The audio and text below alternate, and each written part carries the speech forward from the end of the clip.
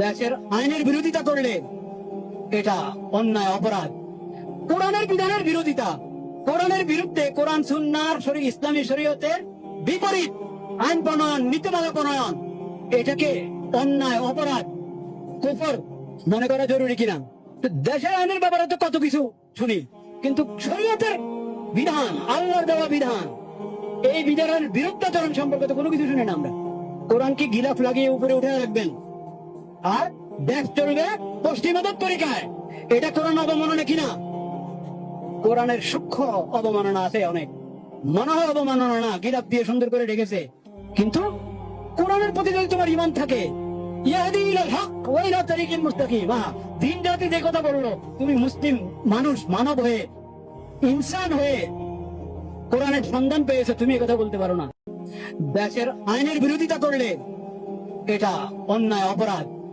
কোরআনের বিধানের বিরোধিতা, কোরআনের বিরুদ্ধে, কোরআন সুন্নাহর ইসলামী শরীয়তের বিপরীত আইন প্রণয়ন, নীতিমালা প্রণয়ন, এটাকে অন্যায় অপরাধ, কুফর মনে করা জরুরি কিনা?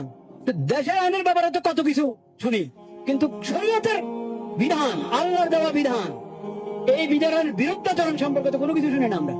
কোরআনকে গিলাফ লাগিয়ে উপরে উঠে রাখবেন আর দেশ চলবে পশ্চিমাদের তরিকায়, এটা কোরআন অবমাননা কিনা? কোরআনের সূক্ষ্ম অবমাননা আছে অনেক, মনে হয় অবমাননা না, গিলাফ দিয়ে সুন্দর করে রেখেছে, কিন্তু কোরআনের প্রতি যদি তোমার ঈমান থাকে, ইয়াহদি ইলাল হক ওয়া ইলা তারিকিল মুস্তাকিম, দিন জাতি যে কথা বললো, তুমি মুসলিম মানুষ, মানব হয়ে, ইনসান হয়ে কোরআনের সন্ধান পেয়েছে, তুমি একথা বলতে পারো না।